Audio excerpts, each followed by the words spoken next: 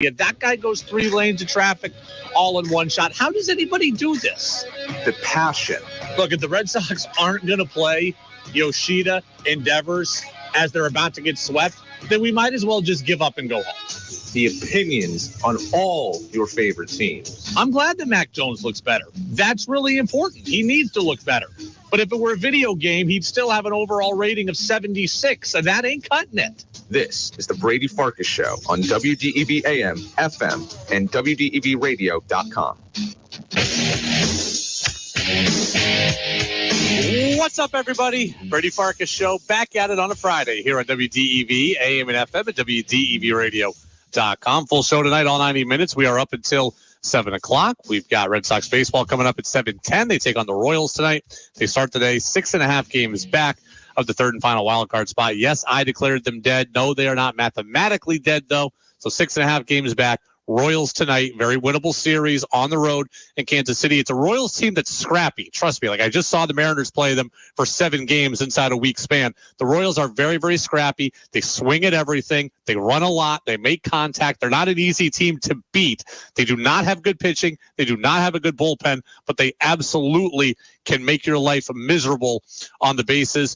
We saw the Red Sox struggle with them a bit at Fenway. Red Sox needed the walk-off home run by Pablo Reyes to win that one game in the opener of that series. So we'll see what happens tonight. We'll give you the lineups coming up about 6:50 or so. So we go right to Red Sox baseball, and then the game is 8:10 as well. I'm here. Danny is here. Danny McKivergan, engineering the program behind the glass. You can get in on the text line 802-585-3026. That's 802-585-3026. Tom Caron, our Red Sox insider at NESN, with us here today on a Friday, a rare Friday, going to be with us at about 6:05. He is in Kansas City with the Red Sox. So, Danny, let go. 5, 4, 3, 2, 1.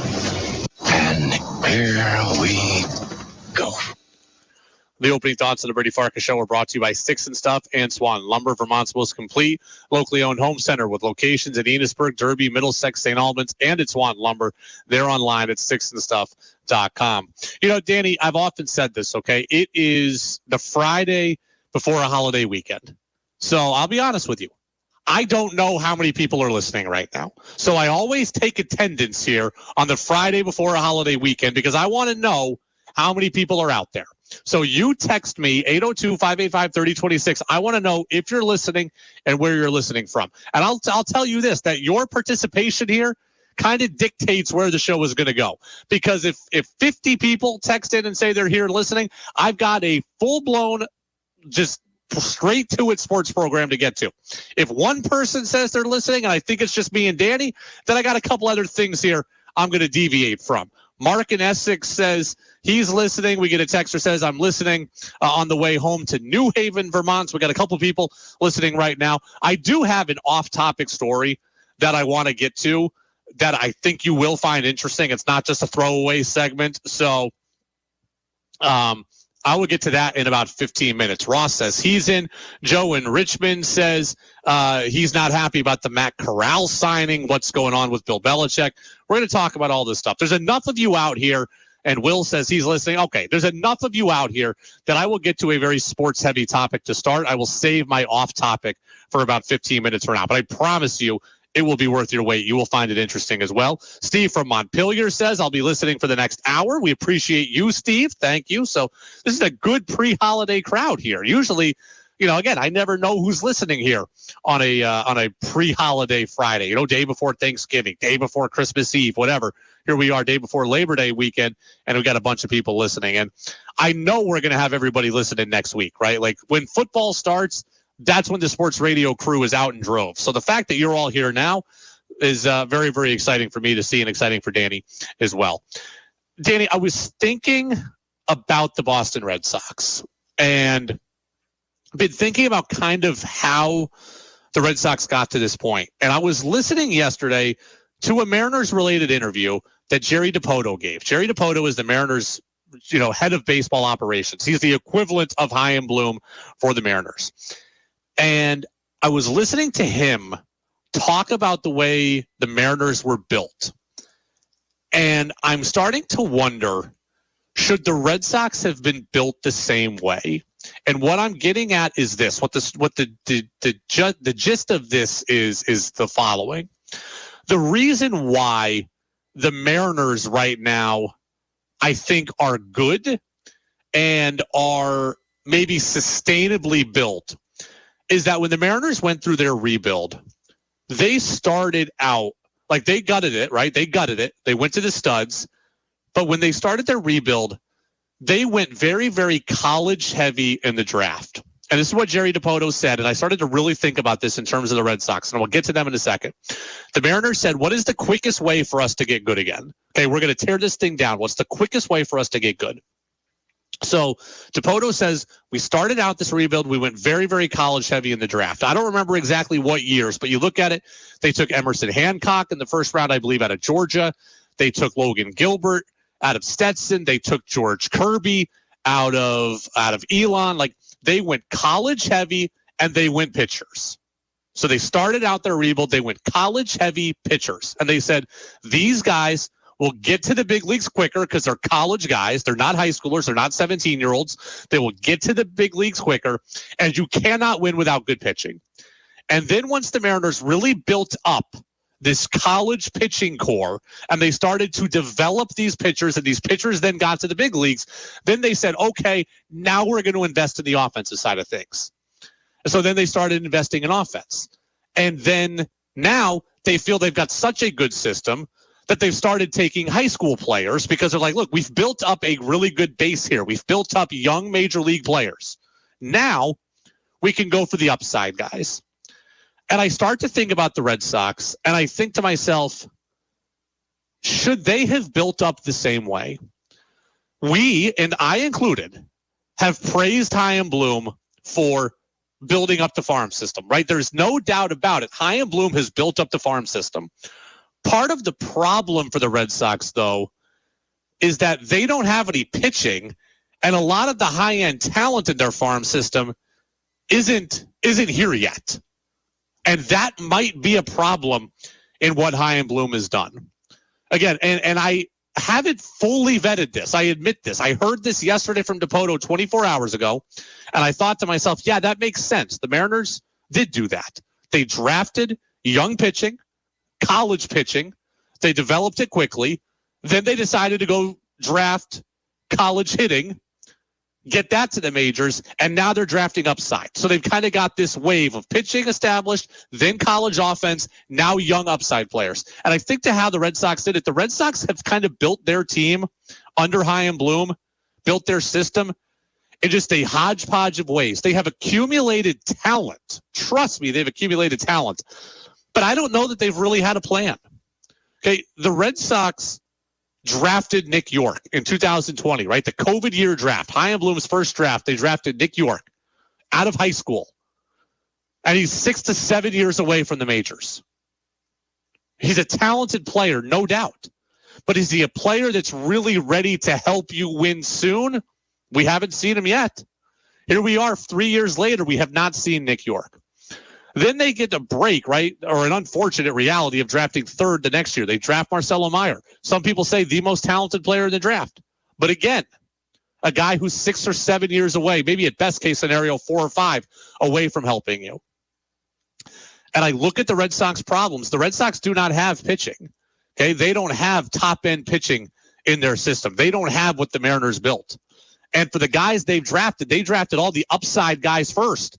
And now these guys, they're just waiting and waiting and waiting for these guys to get here. And I just wonder if the Red Sox have been built kind of backwards. Trust me, I am not in the business of praising the way the Mariners do things. Okay, I've been 30 years strong as a Mariners fan, and I've been disappointed largely for all 30 of them mostly. Okay, 95 was great. 2001 was great, and some memories of Griffey, Ichiro, and Felix were great. But by and large, the Mariners have been a colossal disappointment most of my life. I am not in the business of sitting here and telling you how great they do things. But when I look at the team they've built now, I think to myself, that Mariners team should be able to win. They clearly did have a plan. The young pitching was drafted out of college. It developed quickly. It matriculated quickly. It got good quickly. Then they had a wave of offense behind it, the Cal Raleighs of the world. And then they've now got the upside guys that you can try to hit home runs with in your system. So if they do hit, great. If they don't hit, you still got something pretty good. The Red Sox, I'm like, they've accumulated talent. But have they really had a plan? And that is something I'm now wondering. Again, Marcelo Meyer, Nick York, these guys are exciting, but they haven't made it here yet. And I want these young guys, I want the Red Sox to be sustainably good. This is my biggest fear about the Red Sox, is that they're building up this talent base, but they still have to sprinkle in so many older players, so many outside players that you're relying on to hit, right? Like the Justin Turners this year, who did? Corey Kluber this year, who didn't? Garrett Richards other years, who didn't? Martin Perez, who hit for 1 year and not for the other. Like, they just keep having to go outside the organization to find guys, to be stopgap guys, because their young stars are far away. Yes, they got Casas here. Yes, they got Durant here, but those are not high and bloom guys. I don't believe Durant was drafted by Bloom. I know for a fact that Casas wasn't, because I saw Casas with Dave Dombrowski on the field at Fenway before a Red Sox-Mariners game a couple years ago. So Dombrowski drafted Casas in the first round. Texter says, listening in Northfield, appreciate you. Kyle in Burlington says the Red Sox won't pay to sign pitchers, and Bloom has traded away young talent for it. Thus, they are stuck. I don't know that that's true. I mean, the Red Sox haven't really traded away talent to get pitching. I'm going off the top of my head here. Sale, that was a Dombrowski move. That was not a high and bloom move. James Paxton was signed, so there was nothing given up to go and get James Paxton. Kluber was signed. We don't have to like it, but Kluber was signed. Pivetta, they gave up Heath Hembry and another reliever in the COVID season 2020 to the Phillies. That was a good trade by Pivetta, or a good trade by Bloom to go get Pivetta, a guy who's been helpful. So that's a deal that I like. Winkowski, they gave up Benintendi for in a three-way deal. Okay. Whitlock was a Rule 5 draft pick. No, the Red Sox haven't gone big in the pitching market, either on trade or in free agency. Another reason maybe they should have done what I'm saying and what the Mariners did, which is draft and develop it over and over again. And they didn't do that. Texter says, all this may be true, but when you lead the majors in errors, it will be a long year. That's fair. Absolutely fair. The defense has let this team down. And I'm not giving the Red Sox an out on this. It's just fair to point out. Trevor Story is an elite defender. We know that. That was his reputation. We saw it last year at second. We've seen it this year in the time he's been back. So Trevor Story not being able to play shortstop all year absolutely impacted this team defensively. The team would have been better, much better defensively, had Story been here all year. That's absolutely fair. So their plan was to be better defensively.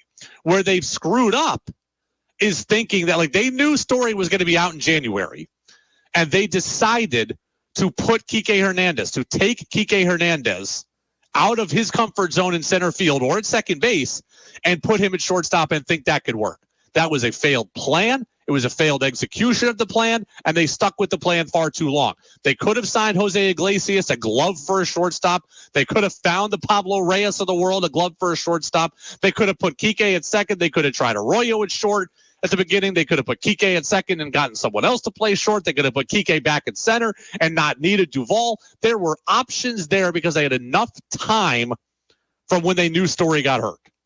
I do believe this team's initial plan with Trevor Story at second was for them to be a better defensive club than have the most errors in baseball. But when Story got hurt, certain things changed, and the Red Sox did not adapt well. Both things, as usual, can be true. Both things, as usual, can be true. The defense has not been good, right? Casas was bad early. Kike was bad at shortstop all throughout the year. Devers has not looked good at times. He certainly has the ability to make the spectacular at times. There are times I watch Devers and I'm like, wow, man, he's got an absolute cannon for an arm. He'll make a diving play on the line. And then there's other times where routine ground ball, he sits back on his heels and it takes a top spin hop and it goes into left field. We've seen that far too often. Yoshida does not appear to be a good defensive outfielder. It was the knock we heard on him coming over from Japan. Now, I think his offense is certainly worth it, but he's not a very good defensive outfielder. So there have been very big issues defensively with this team. It's the Brady Farkas Show on WDEV AM and FM at WDEVradio.com. We'll talk more about this with Tom Caron of NESN. He'll be with me at about 6:05. Let me tell you my off-topic story. One more from the U.S. Open and something else serious that I've never dealt with before. Not even Danny knows about this. I'll tell you what it is next on the Brady Farkas Show on DEV. The WDEV studio is sponsored by Sticks and Stuff and Swanton Lumber, Vermont's largest independent home center, powered by Marvin Doors and Windows. Go to sticksandstuff.com for store locations and hours. Whatever your interest, sports. It would be monumental if they could come away with 2 wins right current events. Vermonters are very used to a serious, deliberate budget process. Weather. Now, typically, El Niños and La Niñas have generally a weaker effect. WDEV has a podcast for you. Locally produced podcasts of our own shows and podcasts from our partners at CBS and ESPN. To access the full listing of podcasts, go to our website at WDEVradio.com. The Capital City concert season opens with a flood relief concert by renowned pianist Jeffrey Chappell, one of the most beloved performers in the series' history. Friday night, September 8th at the Barry Opera House. All ticket proceeds to benefit flood victims. Let's fill the Opera House and share the healing power of music and raise much-needed funds. Tickets start at just $5. Go to capitalcityconcerts.org. Now's the time to discover Waterbury, a place for once-in-a-lifetime experiences. Explore our restaurants, pubs, and cafes, and visit our unique shops. There's something for everyone. Visit discoverwaterbury.com for more information. Woodstock Farmers Market, celebrating 30 years. We're a year-round mecca of fantastic food, offering fresh produce, cheeses, meats, grab-and-go sandwiches, coffee, baked goods, and amazing specialty products. Tuesday through Sunday on Route 100 in Waterbury Center and Route 4 in Woodstock. Stop on by. Attention Vermont car enthusiasts. Discover Snowfire Auto, your ultimate destination for premium cars and exceptional service. We've got Subarus, Volkswagens, Hondas, Toyotas, Volvos, and Mercedes-Benz, just to name a few. Our friendly sales staff can guide you to the perfect match. And with our experienced service technicians, we'll keep you worry-free on the road. Visit Snowfire Auto in Waterbury today or check us out online at snowfireauto.com and make your dream car a reality. Hi, folks. This is Peter Burke. Join Joel Nashman and me in the garden Saturdays at 12:30.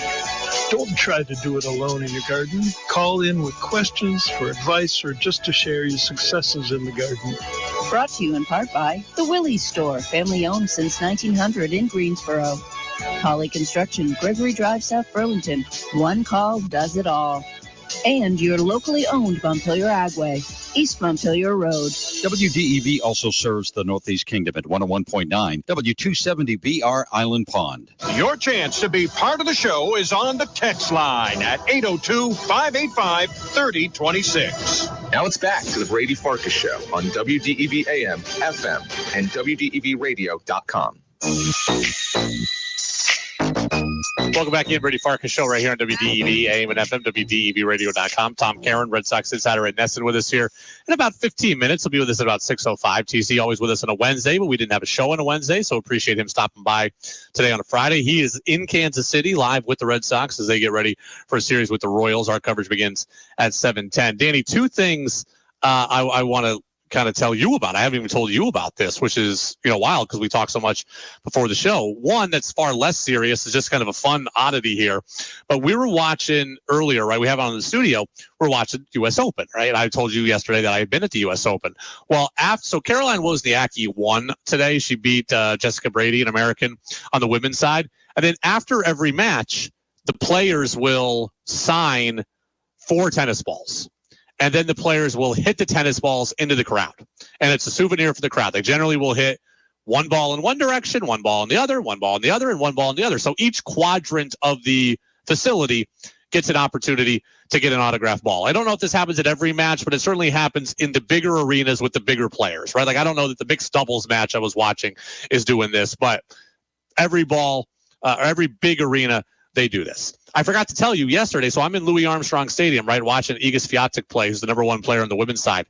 So I'm walking down this stadium, kind of like baseball stadium style here, where you're walking down from the upper level, you're walking down to a ramp that will eventually take you down to the third level and then eventually the second level, et cetera, to get out.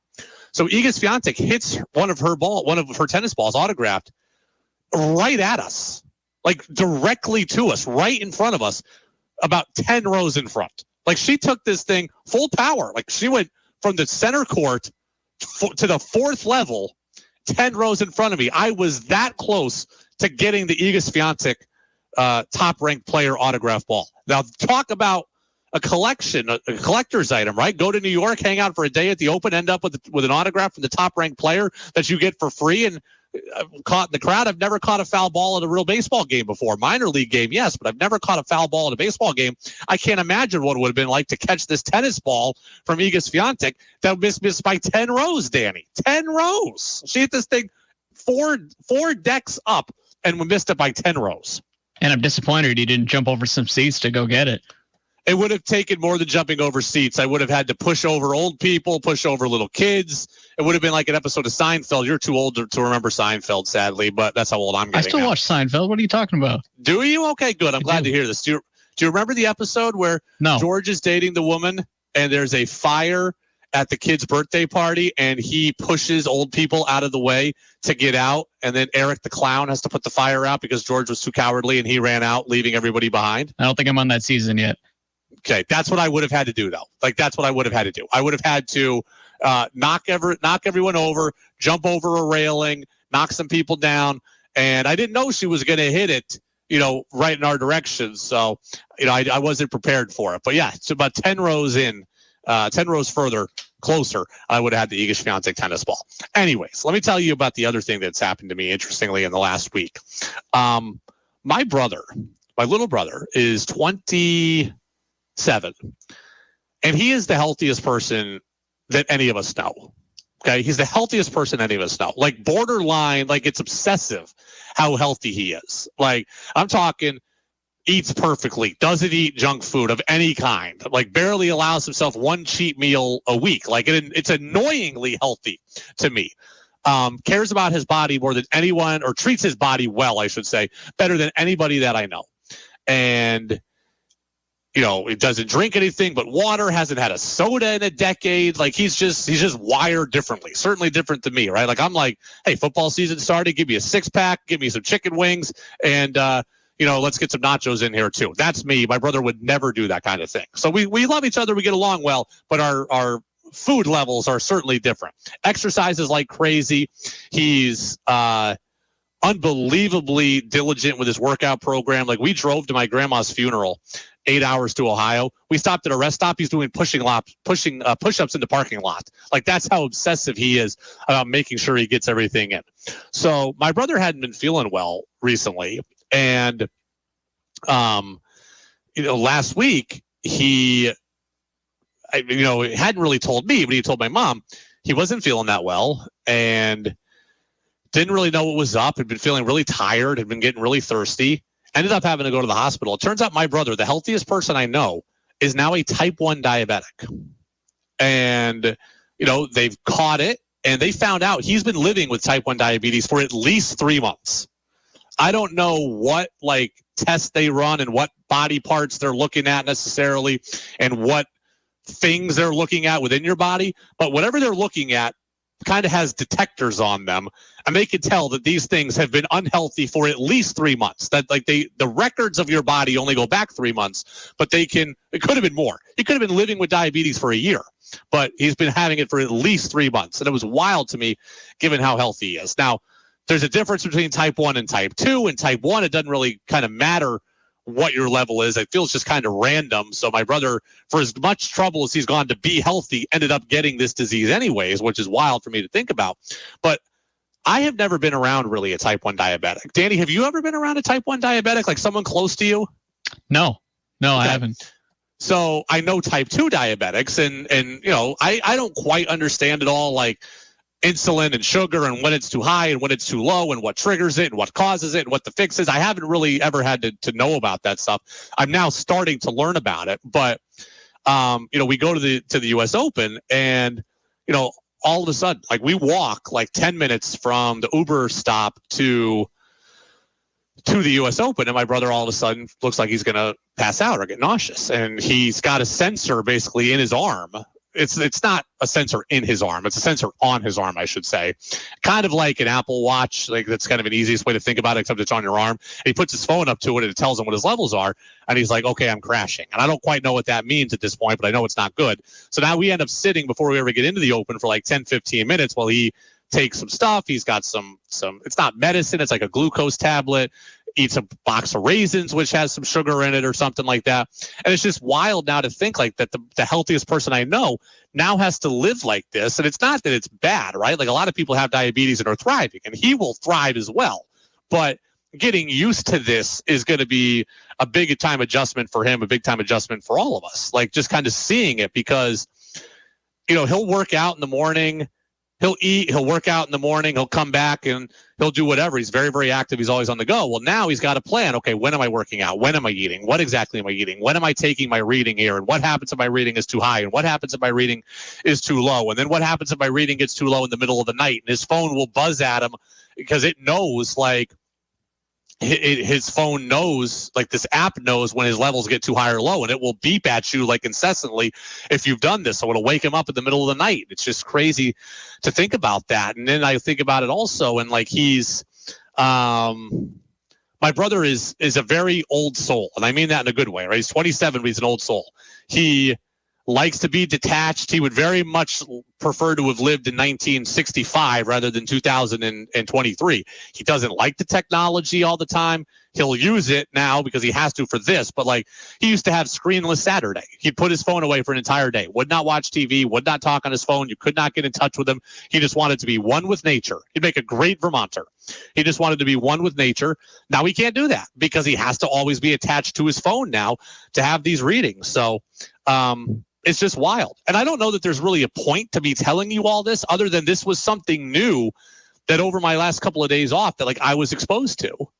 And just seeing him now go through it. And I say go through it in quotes because again, he'll figure this out. He'll learn. And by 6 months from now, this will all become old hat. Nothing will be a worry, I'm sure. But it's just interesting to see now a difference in his life. And then, I have to be at least cognizant of, okay, hey, do you have your phone? Is your phone charged? Do you need a portable charger so you can take your readings? And, we're checking, hey, do you have a glucose tablet for later if you crash? And, okay, it's really hot out right now. That means your body might respond differently. And, okay, what do we need here? My brother doesn't drink soda. I told you, he hasn't had a soda probably in like a decade. And at the U.S. Open, we had to, begrudgingly get a Sprite that he hasn't had in 10 years because he just wants to, he had to make sure, that he crashed. He had to get his sugar up again, and that was the quickest way to do it. And, that was a struggle for him because he's been so committed to not doing that kind of stuff that now he has to do it. It's just a wild difference in lifestyle. And again, there's no real reason for me telling you this other than I've just never been exposed to something like this before. And it was wild to see it firsthand. Also, Danny, my brother wrote a book. He did? So, yeah, my brother is 26 and wrote a book. It's called Surrender. My brother's kind of like a self-help book for people in their 20s. Danny, you're 25, right? 26, yeah. I got to buy the book now. One, if my brother can write a book, come on, step up your game. You're 26, he's 26, let's go. And two, I know exactly what I'm getting you for Christmas now because my brother's given you the manual to how to survive in your 20s, and now I'm going to give it to you. So now I just got to read Christmas. it. Huh? Now I just got to read it. You're going to read it. I'm going to give it to you. You're going to read it. There will be a quiz. We'll do a chapter a day. Book on tape? Nope. We'll do a chapter a day on the show, and you'll have to tell us what you learned. So once you get it, we'll spend January when the Patriots are no longer playing meaningful football. We will quiz you on the book, and we'll do a chapter a day. All right. There you go. So I'll give it to you for Christmas. We'll start reading it January 1st, and we'll get Danny's thoughts on Troy Farkas' book. Tom Caron of NESN is next after CBS News. 96.1 WDEV FM Warren, 96.5 W243 AT Berry, 98.3 W252 CU Montpelier, AM 550 WDEV Waterbury. The This is CBS News on the Hour, presented by Indeed.com. I'm Stacey Lynn in Washington. Even though summer still has a few weeks left on the calendar, many where this weekend. If you're hitting the road, gas prices are a little higher. Too. Joshua Stolt is filling up in Georgia. I mean, nothing obviously was as bad as how a gallon, almost double the price of what it is here. So it's a little bit better here, even with the up and downs.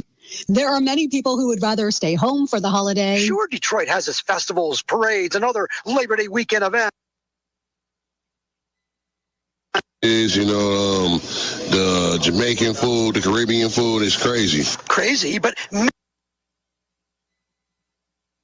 home and air conditioning if necessary. And some want to stay home, but She probably gonna talk me in. and some will just find one hand, some food in the other. How do you party? Charlie Langton for CBS News.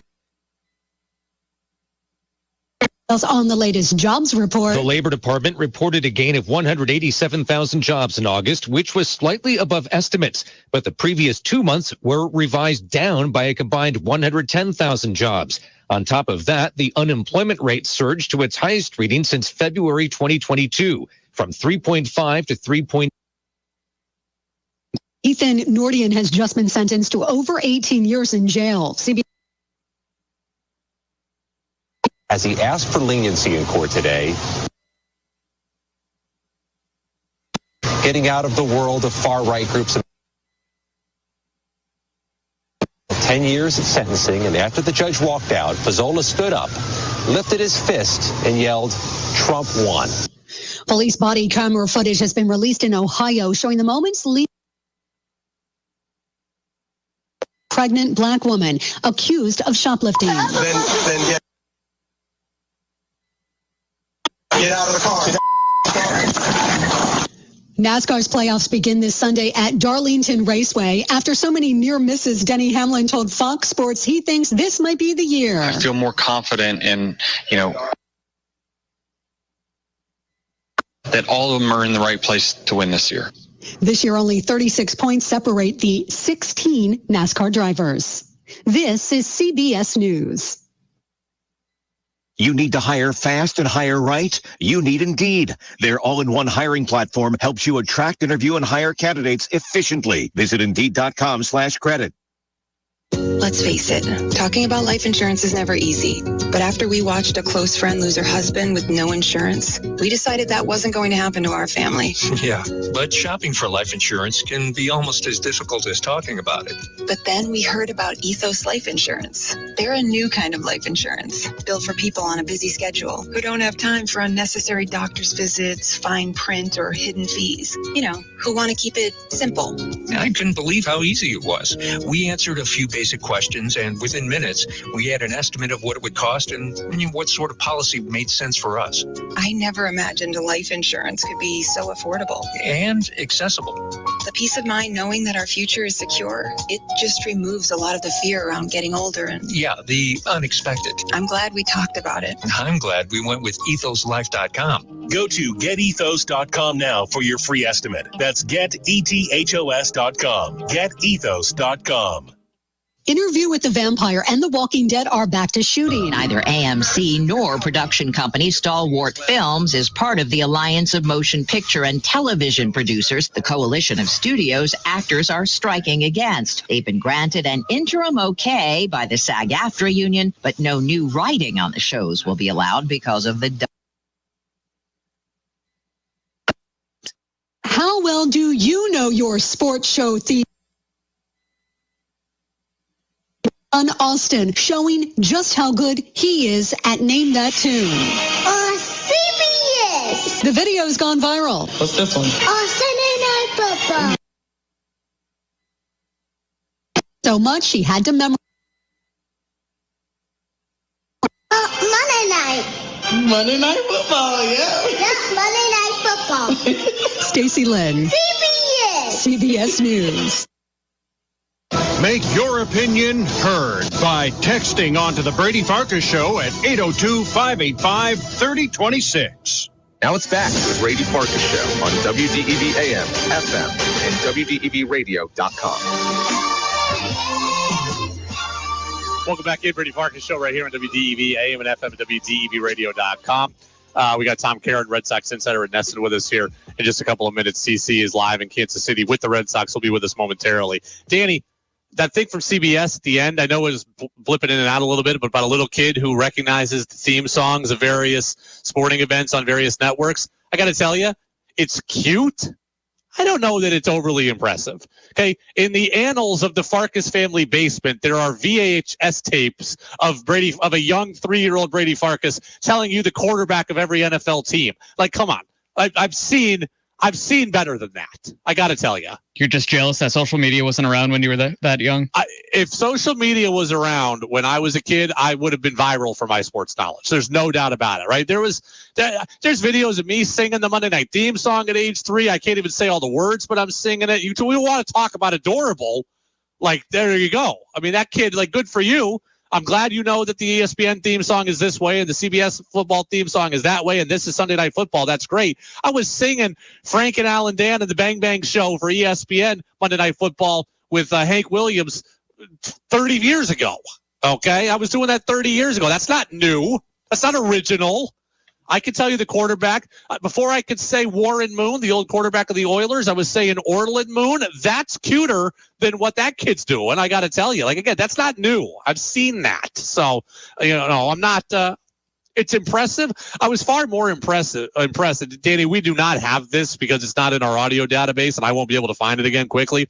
But there was a little kid last year who was like 6 years old, who was a Red Sox fan, who memorized the entirety of the WEEI Red Sox intro. He memorized the ads. He memorized the highlight calls from Joe Castig. That thing's like 2 minutes long. That, to me, is impressive. So he comes in and he's going, Red Sox baseball on WEEI is brought to you by Agway, your Boston trailer company. And then he goes, and brought to you by Shaw's, the official supermarket of the Boston Red Sox. And then he'll just break into a spontaneous highlight where it's Joe saying, for the first time in 86 years, the Red Sox are world champions. Do you believe it?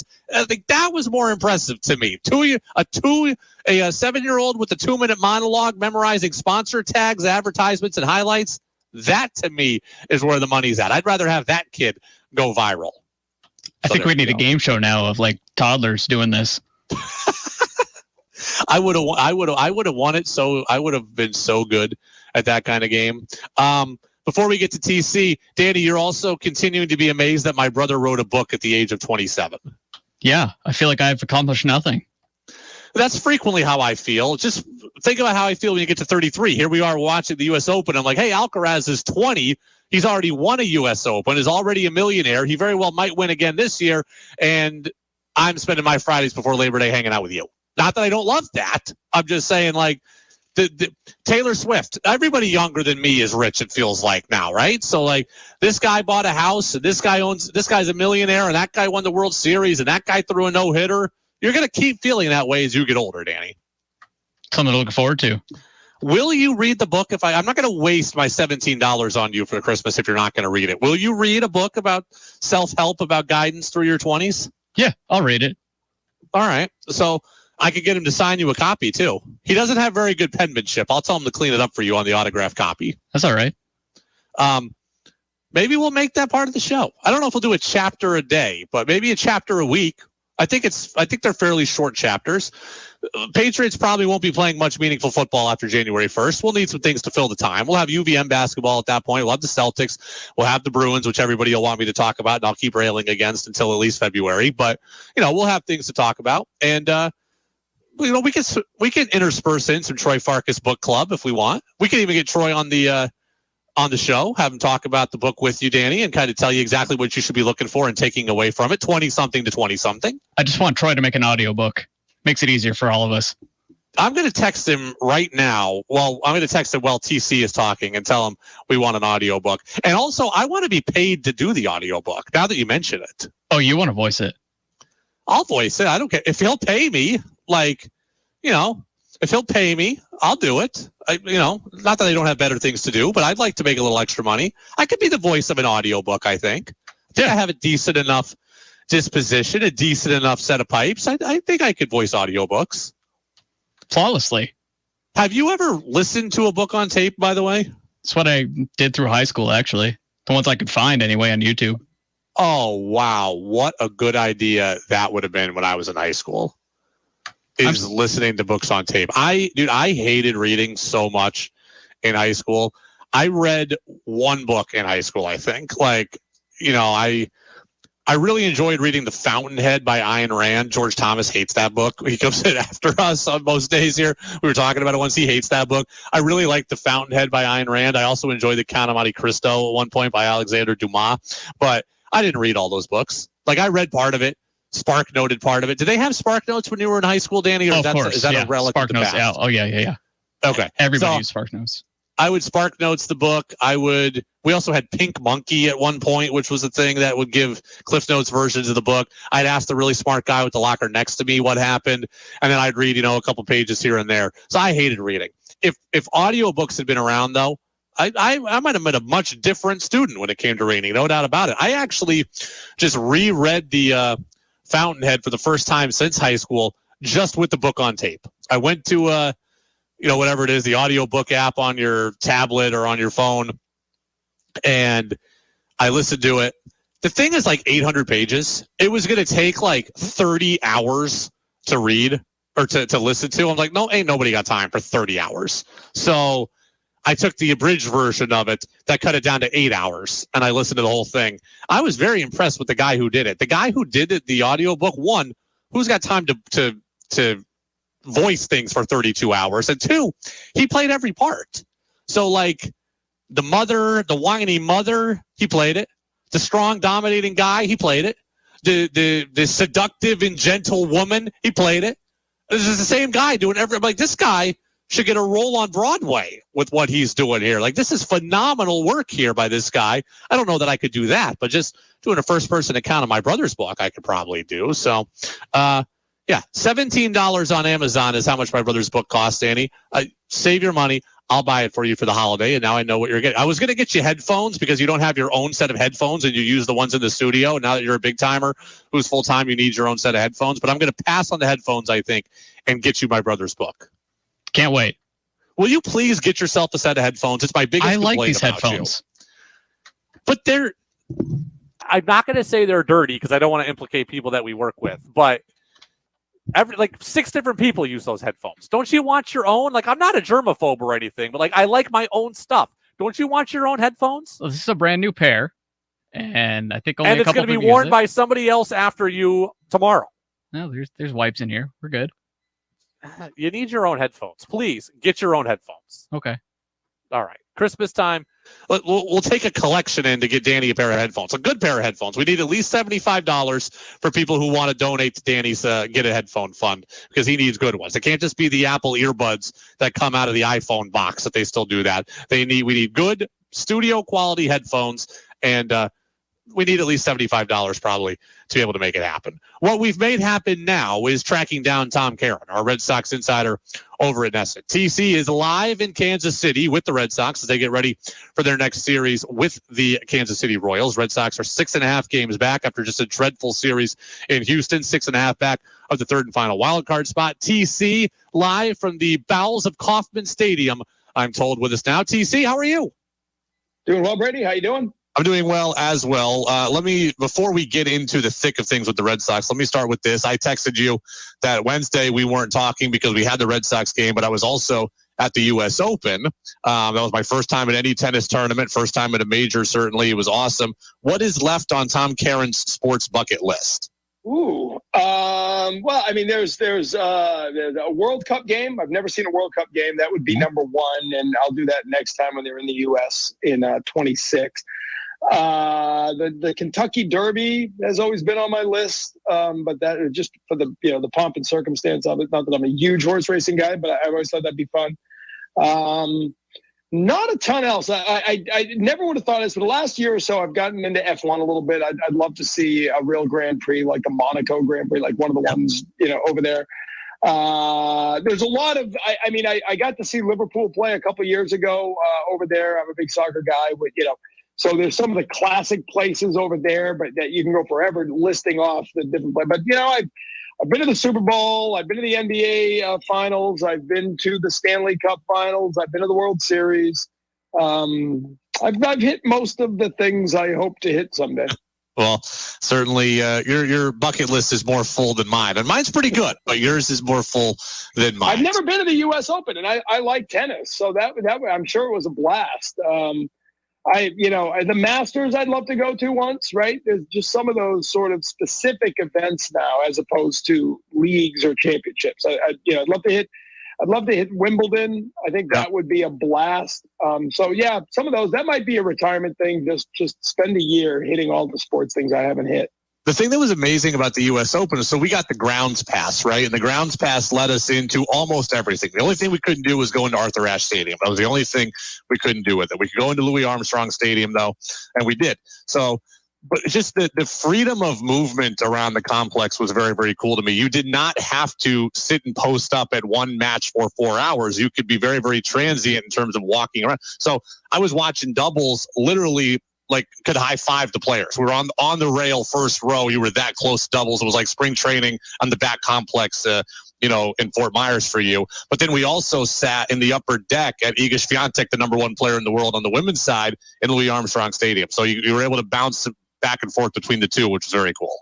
True story. There used to be a big tennis event in Vermont, right? It was called the Volvo International forever. It used to be at Stratton Mountain. And they had a whole, a legit 5,000 seat stadium that they would assemble for it. It was a big event back in the, I would say, late 80s. And so I was either interning or had just started at Channel 5 in Plattsburgh, Burlington. And I went down to cover it. And if you know anything about television, this was back in the day where you had a big camera with a cable connecting it to this big tape deck. Mm-hmm. With 3/4-inch tapes that were these massive, oversized tapes, the size of a VCR player, almost. And to put in the tape, you have to eject it. It goes, and you pull it out. So I somehow, I'm shooting it. I'm this intern. I'm shooting it for Channel 5. And somehow I just kept kind of blustering my way through checkpoints. Like, I'm TV. I'm shooting. I'm TV. And it was televised by ESPN. It was an ESPN event. And somehow they put me on the court. Like, I was in one of these photo booths behind one of the end lines on the court, in front of the crowd, 20 feet from the players. And so the match, it was the championship, and it was John McEnroe against Yvonne Lendl. Wow. And it's this, it's amazing. And this is when tennis, they were gods, right? They were, the names were huge. And so in the middle of play, my tape ends. I lean over, I eject it. It's all this noise. I put the deck in, I slam it. I look up to shoot, and John McEnroe is leaning over me. He is now, 18 inches from my face. And this is in the classic heyday of John McEnroe's, explosions on the court. And the whole crowd is, so everybody's looking at me. And I'm ready for him to just lose it, because clearly I was making too much noise, right? And he just looks at me and goes, "Are we done?" And I'm like, "Oh man, yeah, we're done." He goes, "Can I help?" I was like, No, you're good. Please walk away." Oh. And he did. He walked away. He didn't lose it, but it was like that classic, And then at the end of that set, somebody came down, tapped me on the shoulder. "Yeah, you're not supposed to be this close. You go up top and you shoot up there." All right, thanks. Tom Caron, Red Sox insider at NESN. Only with TC can we get information like that, because someone actually brought up the Volvo yesterday and was like, didn't there used to be a tennis tournament in Vermont? I'm like, I have absolutely no idea. I have absolutely no idea. It was when I covered it, it was at Stratton, and it used to be somewhere else. I think Stowe. That's what someone said. Stowe 79 was what they brought up to me. So 10 years later, it had moved to Stratton down in Manchester, and then it went away. But I got to hang with Lendl at the golf course. It was a huge deal, and they'd all roll in, and they loved it because it was probably in July. I'm guessing that seems to be what's in my mind. Yeah, it was summer in Vermont. Yeah. It was it was a big deal, but it was a little quieter, and they would just take over the town. They'd be at all the bars and restaurants and stuff. It was a blast. TC, let's move to the Red Sox here. Do we have to? I'd really rather talk about tennis and Yankees. Well, I need your answer to this question, at least. We played this game yesterday. Describe the Red Sox season in one word. What word would you choose? The word I'm trying to. For reference, I need a because it's a noun. So a conundrum. Because I can't. I mean, at any given time, or bipolar. Maybe that would be the other word I would use. I just because the thing about it is day after day after day. When you're ready. 3 weeks ago, when you were ready to pull the plug, they turn it around and put together a 9-4 stretch and get back on the edge of it. Anytime, coming home for that weekend series with Toronto and they closed it to 2.5, and you're like, this is when they make the move. They put together one of their worst weekends of the season. This past series with Houston was awful, right? It was when you needed to show a little bit of a fight to save your season, they couldn't. Head scratching, if that's one word. Just all of it, the ups and downs. I still think at the end of the day, I'm going to look back on this season and think they kind of overachieved compared to what people expected. I said the other day, I didn't say it on air, we were going to, but we didn't have time. And I almost feel like you can divide baseball into thirds right now. There's the upper class, the middle class, and the lower class. The upper class, the heavy hitters who are going to the playoffs. I feel like the Red Sox have gotten themselves to the point where they are probably the best team of the middle class, right? But when you saw them try to punch above their weight with the Astros and Dodgers, you just got a reminder that's what the upper class looks like right now. And the Red Sox need to get themselves back there. We had Buster on yesterday. He chose maddening as his word. I chose frustrating, and frustrating for all the reasons you just said. And also I go back, TC, to roster construction. And I think both things can be true. Chaim Bloom's going to get a lot of blame for how this team was built. I believe that Chaim Bloom built a team that was capable of winning. There were good players here that were capable of winning. The frustration for me lies in the fact that you were forced to rely on a bunch of guys you probably shouldn't be relying on. Adam Duvall to stay healthy, which he hasn't done. Chris Sale to stay healthy, which he hasn't done. James Paxton, a 23-year-old Brian Bayo. There were just a lot of reliance on guys that I couldn't necessarily count on, and I needed more sure things. The back of the baseball card collection for these Red Sox, I think, is pretty good, but the roster construction always felt like it was on a house of cards, and eventually it toppled one too many times. Yeah, and even if you go back to midseason, if you go back to the trade deadline, right, when you start talking about, well, they've got Chris Sale and Tanner Houck and Garrett Whitlock coming back, and there's truth to that, right, and Adam Duvall coming back. Like these were impact guys who come back. The problem on the pitching side, when you have that many pitchers coming back from injury, you've got that many pitchers on strict pitch counts, right, on very short leashes. And I don't think what I anticipated, and I should have, and I'll file this away for future reference in other seasons, is that when you're leaning on that many guys who have to be brought along slowly, you are going to completely blow out your bullpen. Mm-hmm. And we had the graphic, I think it's a 12-game stretch now, where the starters have averaged fewer than 5 innings a start. Fewer than 5. And this is mostly now with a 5-man rotation, right? This isn't earlier when you had 40% of the games were being opened rather than started, right? This is when you got everybody back, you're getting 5 innings a night plus out of your bullpen. And it's not sustainable, right? And that's what we saw. There were some games, the Friday night game a week ago against the Dodgers, you had that lead in the 6th inning. You brought Cutter Crawford out for the 3rd time through Mookie Betts at top of the order, just because you're trying to buy a little rest for the bullpen. That backfires. Pivetta, who's probably overworked at that point, 3rd appearance in a week, he can't protect it, even though he's been really good all year. There's just been moments like that where Whitlock coughs it up, where so I think that's more than anything, you lean too much on guys who weren't going to be able to carry the workload.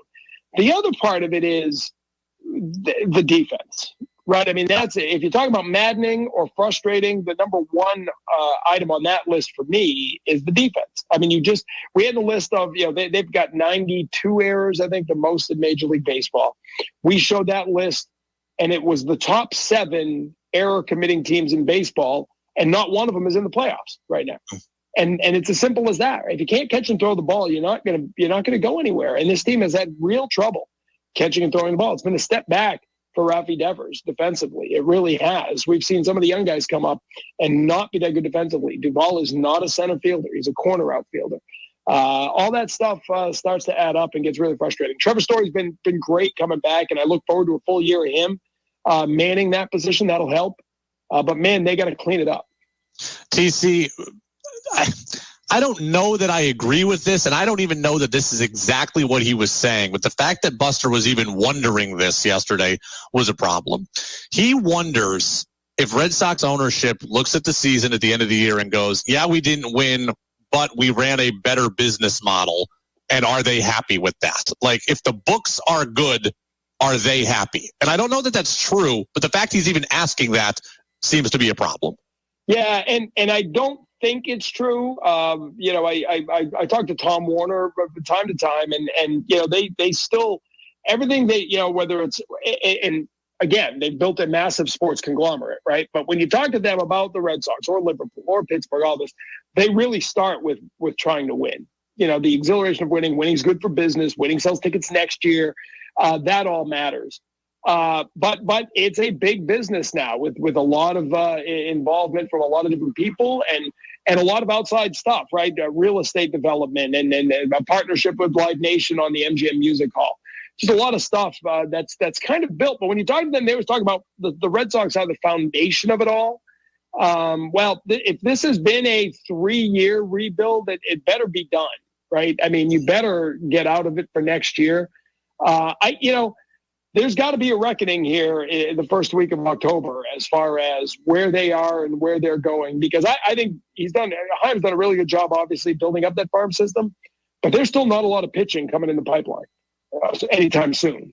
And make the argument, and Bloom has told me this, that the good thing about going into this offseason is it's no longer a shopping list of 7 or 8 things they need. It's now going to be 2 or 3, right? A couple of pitchers and a right-handed bat.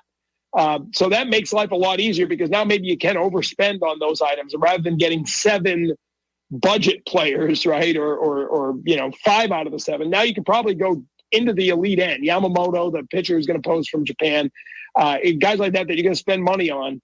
2 pitchers could really make this team interesting coming into next year and make you feel like they're ready to contend. But this year, I think you're right. I think they just built it all up on the hope that injured guys would be able to stay healthy and that guys who are coming off good years would be able to step up now and have career years. A few have, a lot haven't.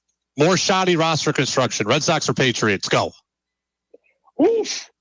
I got to go Patriots right now just because at least the Red Sox have sort of flirted with it most of the year. I'm worried about this Patriot team coming into the year. But man, both. All of the above. All of the above. 11 offensive linemen, 1 quarterback on the initial 53. The Tom Brady's still out there. Let's go grab him. The interesting thing to me is we had dinner. I'm in Kansas City with the team, and the NESN people had dinner last night. We were just talking about what you said. There's games to play and there's games to watch. You do wonder, like, what this month means to the decisions they make in the offseason as far as management, right? I mean, does catching Toronto mean something, right? I mean, in the eyes of ownership, like finishing 3rd with 84 wins, that's a big step from last year, right? When you were last place and well under 500. Is that enough to feel that this year was a little better? And I'm not convinced. Texas is the only team to sort of watch now. You got a 3-game series with Texas coming up. They got to play Houston coming up.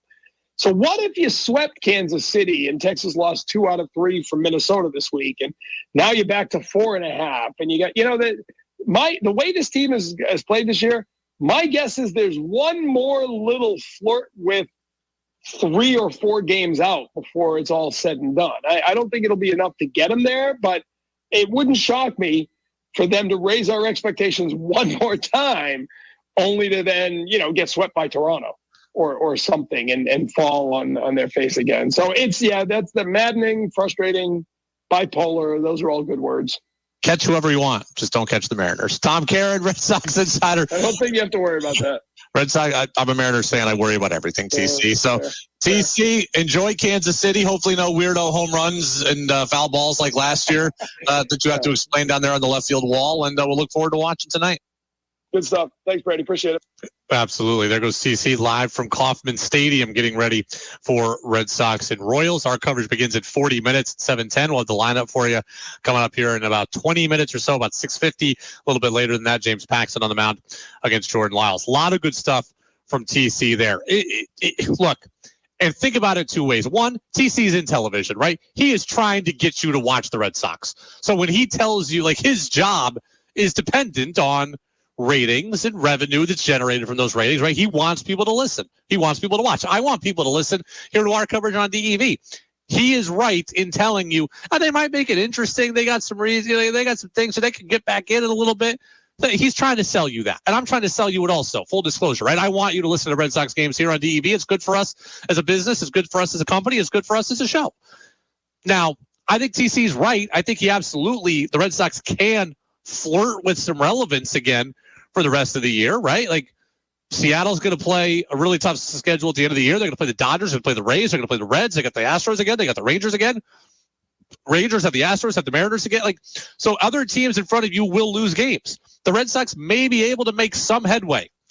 I just think ultimately it's not going to be enough. There's not enough time left in the season for the Red Sox to go and make a big splash in the standings. 802-585-3026. That is the text line number. Something else TC said.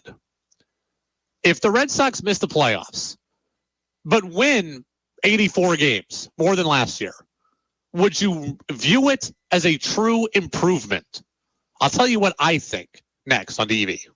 It's full season barbecuing time, and the Willie Store meat case has the steaks, the pork, chicken, and sausages to satisfy the hungry crew. Step into the hardware department for a new gas or charcoal grill. Head upstairs to housewares for new cast iron pans and barbecue utensils. Maybe a picnic basket. Have painting projects? Willie's is loaded with True Test paints and Vermont natural coatings. They'll make painting almost fun. A new swimsuit, beach towels, sandals, and flip-flops will help too. At the Willie Store for over 120 years in Greensboro, across from Caspian Lake. Hello, my name is Kelly Elwell, nurse practitioner. I oversee Central Vermont Home Health and Hospice's palliative care program, and I am here to help you. Palliative care at CVHHH helps Central Vermonters living with serious or life-limiting illness, such as cancer, lung or heart disease, and dementia, access the care, resources, and emotional support they need. People who receive palliative care services from CVHHH can continue to receive curative treatments such as chemo and radiation therapy. They do not need to be homebound or be a current CVHHH patient. As a palliative care provider, I am here to help you and your family in patient-centered holistic care. I can help you manage your pain and symptoms in coordination with your existing care team, support you to understand and articulate your goals of care, write an advanced care plan, and connect you with the resources you need. It is my goal to help you maintain your independence and experience the highest possible quality of life. Central Vermont Home Health and Hospice is here for you. I would love the opportunity to support you and your family. Please visit cvhhh.org for more information and to schedule a consultation. Let's face it, talking about life insurance is never easy. But after we watched a close friend lose her husband with no insurance, we decided that wasn't going to happen to our family. Yeah, but shopping for life insurance can be almost as difficult as talking about it. But then we heard about Ethos Life Insurance. They're a new kind of life insurance, built for people on a busy schedule who don't have time for unnecessary doctor's visits, fine print, or hidden fees. You know, who want to keep it simple. I couldn't believe how easy it was. We answered a few basic questions, and within minutes, we had an estimate of what it would cost and what sort of policy made sense for us. I never imagined a life insurance could be so affordable. And accessible. The peace of mind knowing that our future is secure, it just removes a lot of the fear around getting older and... Yeah, the unexpected. I'm glad we talked about it. I'm glad we went with ethoslife.com. Go to getethos.com now for your free estimate. That's getethos.com. Getethos.com. Rise and shine with WTEV Sunday mornings. Begin the day at 6 with Joel Nasman and 2 hours of classical music, followed by the Takeout with Major Garrett. A casual discussion of politics, policy, and pop culture. Then it's Jane Pauley and CBS Sunday Morning with stories about the arts, music, nature, and entertainment. The morning concludes with Sunday Morning Swing Time, an hour of swing tunes. Join us Sunday mornings on WDEV AM and FM and streaming at WDEVradio.com. Want Brady to hear your opinion on the sports stories of the day? Text in at 802-585-3026. Now it's back to the Brady Farkas Show on WDEV AM, FM, and WDEVradio.com.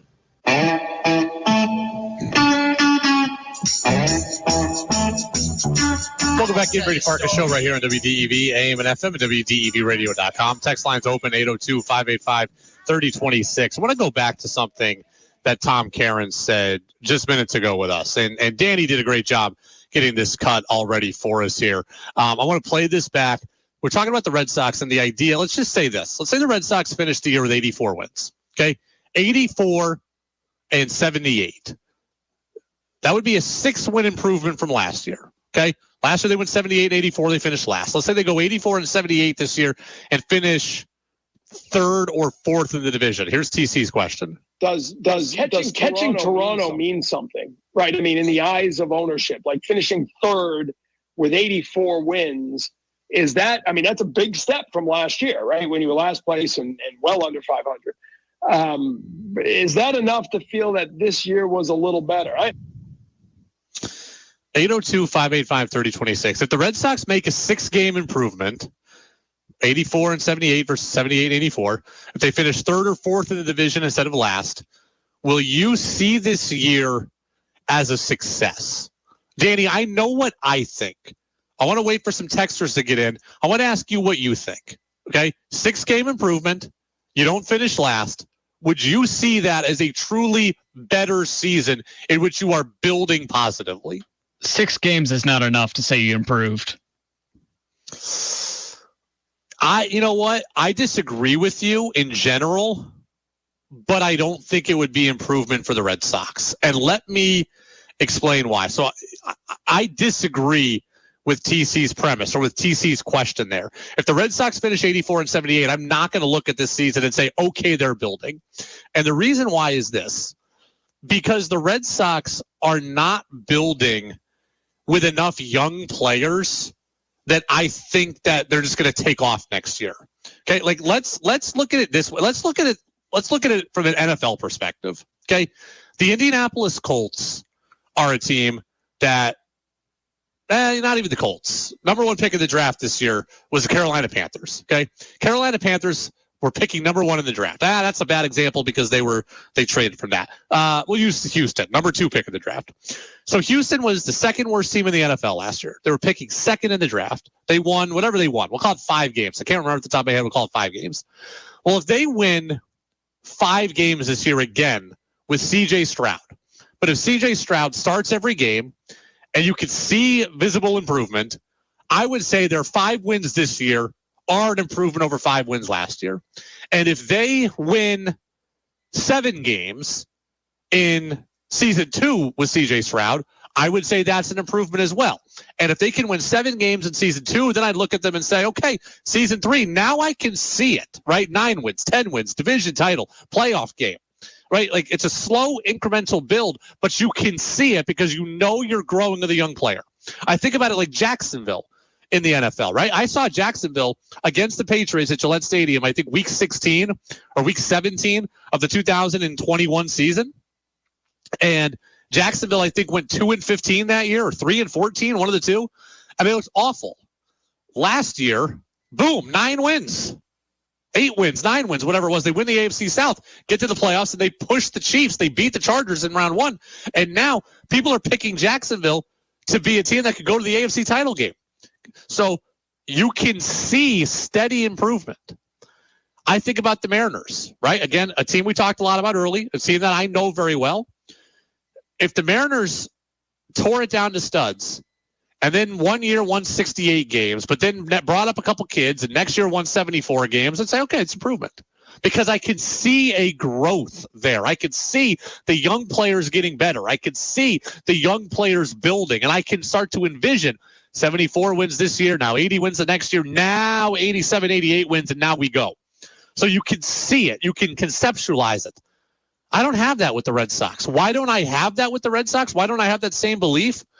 Because their improvement is based upon guys that won't necessarily be here next year and certainly won't be here for the long term. And that's the problem. Okay, so I don't look at the Red Sox and say, oh, yeah, they improved by 6 games and now we go. I look at it and say, yeah, they improved by 6 games, but they may lose a lot of these guys that are responsible for that, right? Like Justin Turner and Kenley Jansen are a big part of their team being better this year. They are not long-term answers for the Red Sox, right? So I can't just look at them and be like, okay, it's all great because we got Jansen and everyone's going to get better. No, I don't know that. In fact, you're going to take a step back potentially in a few years, right? Because Jansen's going to be gone and Turner's going to be gone and Paxton might be gone and Sale is going to be gone. And, oh, yeah, by the way, we might trade Verdugo. So I look at the Red Sox and say, I don't know that I see the growth necessarily. I am excited by Casas. I'm excited by Bayo. I'm excited by Crawford. I'm excited by Duran. There are good things here. I'm excited for Story to be back. So there are good things to be excited about.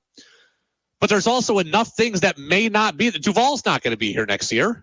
Verdugo probably won't be here next year. Paxton very well might not be. Turner might opt out.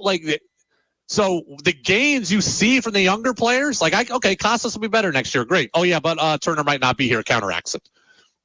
Okay, Duran could be pretty good next year. Yeah, but Verdugo's not going to be here, and that counteracts it. And, okay, Bayo's going to be pretty good. Yeah, but they might lose Paxton. And, Pivetta they might trade.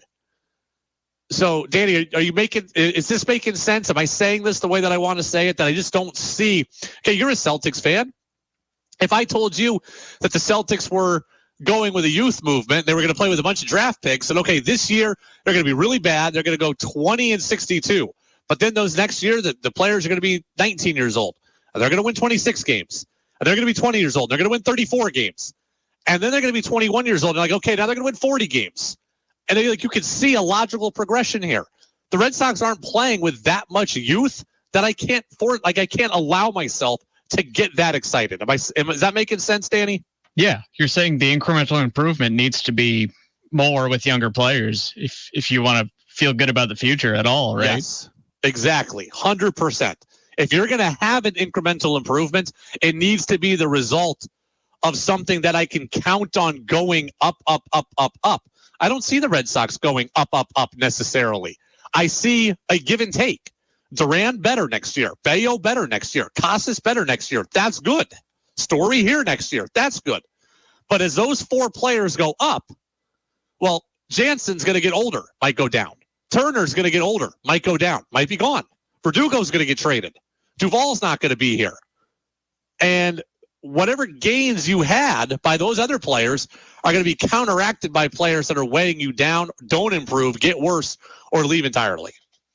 So I still need more youth ultimately in the system to feel really good about where the Red Sox are at in the long term, to feel really good about where they're at in the long term. 802-585-3026.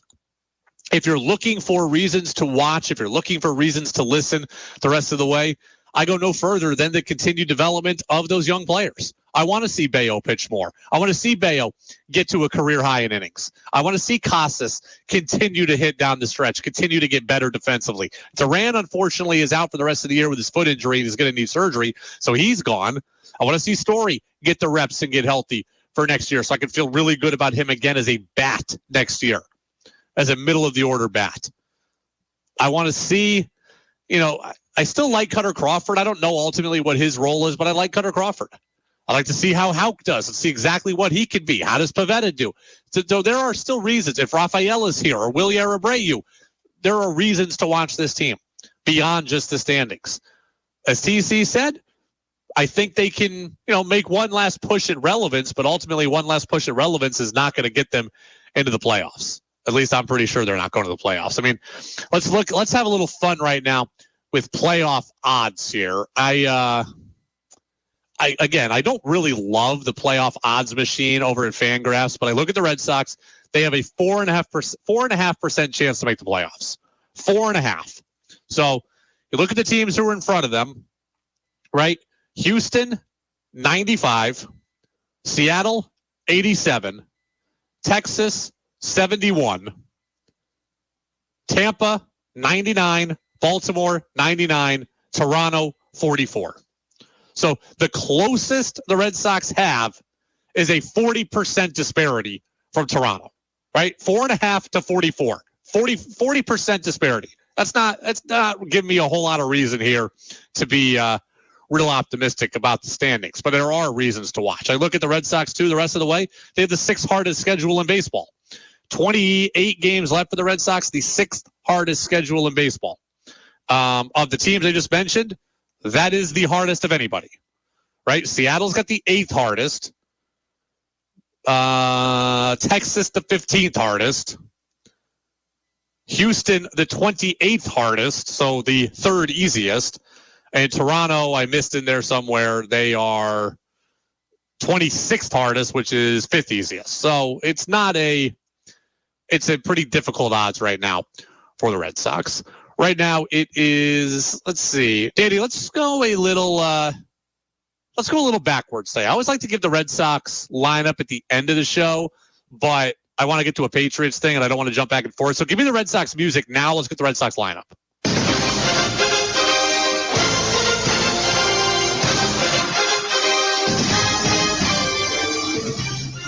Very winnable games on tap for this weekend in Kansas City, right? The Royals are a bad baseball team, but they are a scrappy baseball team. Trust me, we saw this a couple weeks ago in Boston.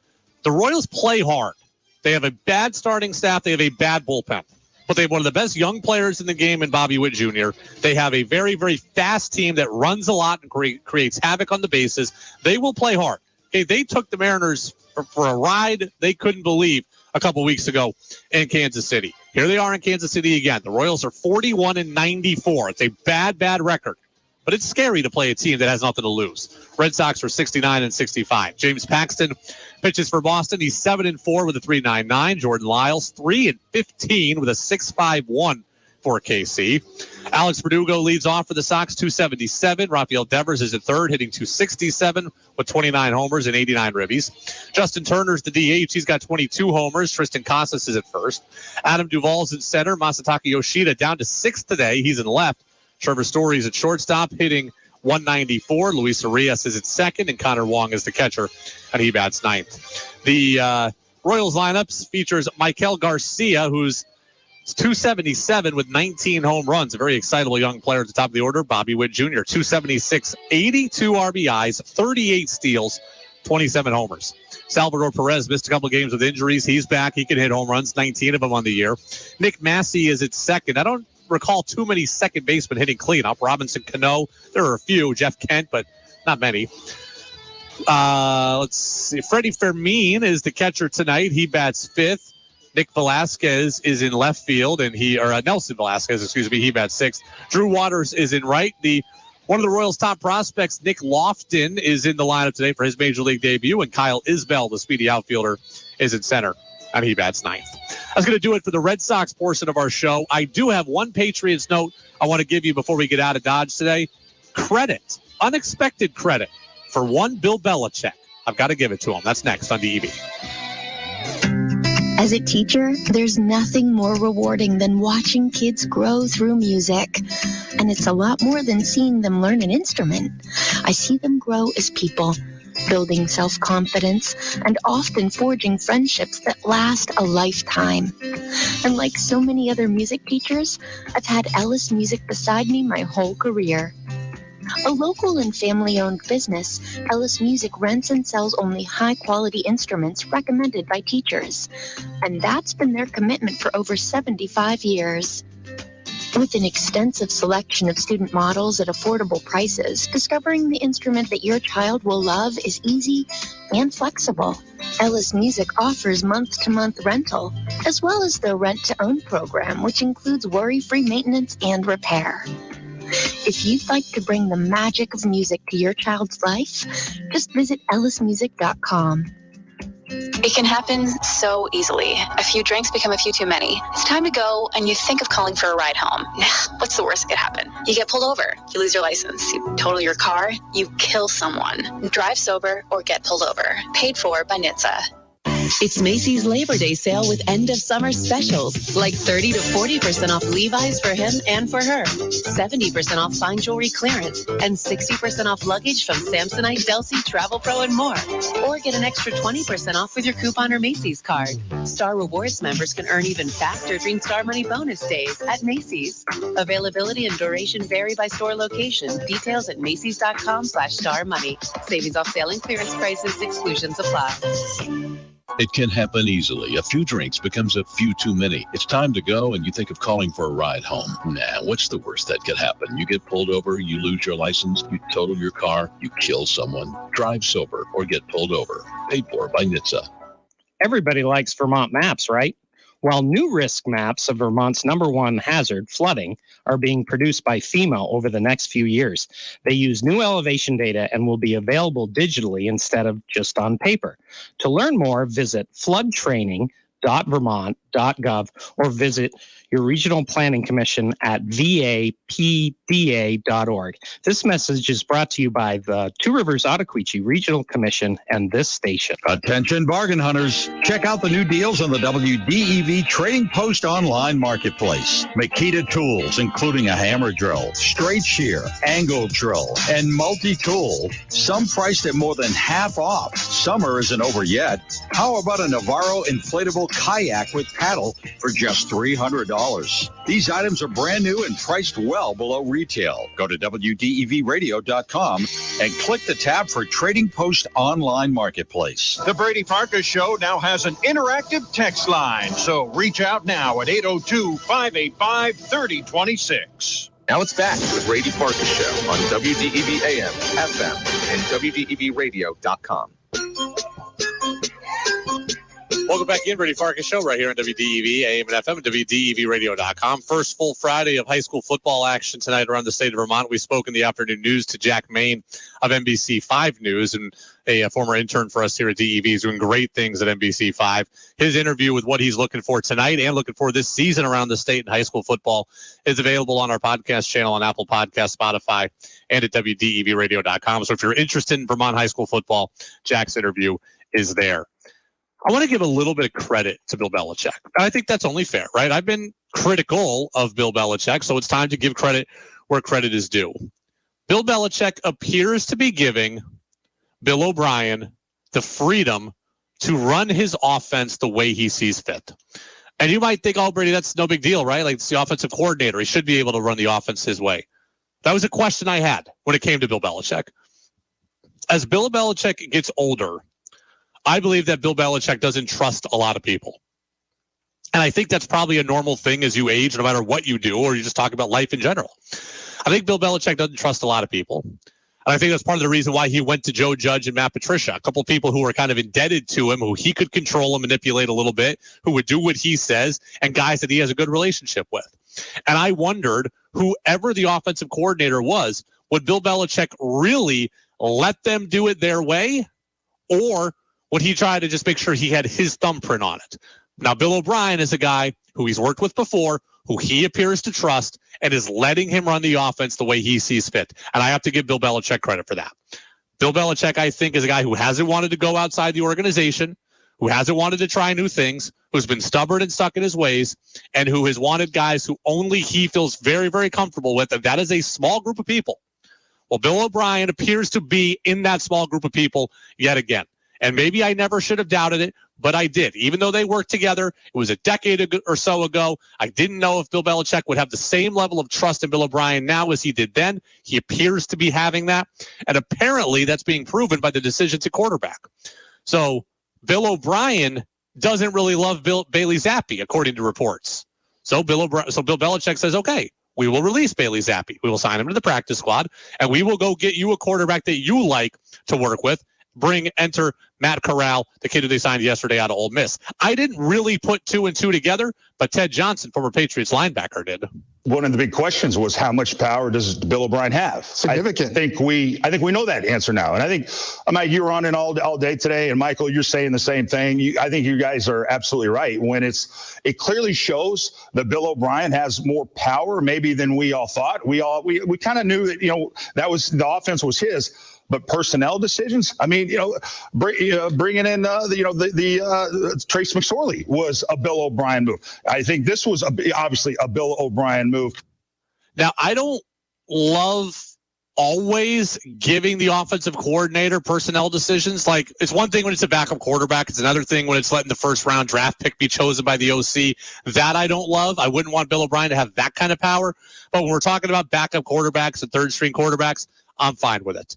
But giving Bill O'Brien the confidence and the say in his offense, I think is important. And it does give me a degree of hope that the Patriots offense certainly will be better than it was a year ago. It will certainly look better than it did a year ago, because I don't think Bill O'Brien is necessarily coaching looking over his shoulder, which is what I think other coaches might be, which is what I think any other coach would have had to been doing. I haven't been confident in Bill Belichick to trust and empower his coaches. He appears to be trusting and empowering Bill O'Brien. I give him credit for that. They don't have still as much talent as other teams. They're still reliant on getting breaks. Hope is not a strategy. I still believe that. That said, there is confidence, at least that the offense looks better than a year ago. Danny, I can't believe next week when we come in on Tuesday, we're going to be in game week for the Patriots. And next week, the show will sound a little different. We're going to have a new intro on the show by the time we come in on Tuesday. We're going to have our football-related imaging ready coming for you on Tuesday. It will be game week. We will be all in. Yes, on Red Sox and Royals recap over the weekend, but we will be all in on Patriots, Eagles, week 1, which is coming our way, coming up on September 10th. I can't believe it. Game week for the Patriots next week. I hope you all have a great holiday weekend. I hope you all have a safe weekend. If you're out on Lake Champlain or out on Lake Memphis-Magog or somewhere out of the water, do be safe. Do be responsible. Be safe on the roadways as well. Have a great weekend, a relaxing weekend. No show on Monday because we have the Red Sox on in the daytime, an early afternoon start for them. Thanks to TC for stopping by. Thanks to Danny for engineering the program. As always, intern Tristan in studio today as well. Always great to have him involved. And again, the interviews with TC and Jack Maine available on the podcast channel. Have a great weekend. Red Sox baseball, about 15 minutes from now, coming up at 7:10 after CBS News on DEV. Marvin windows are designed for unprecedented performance and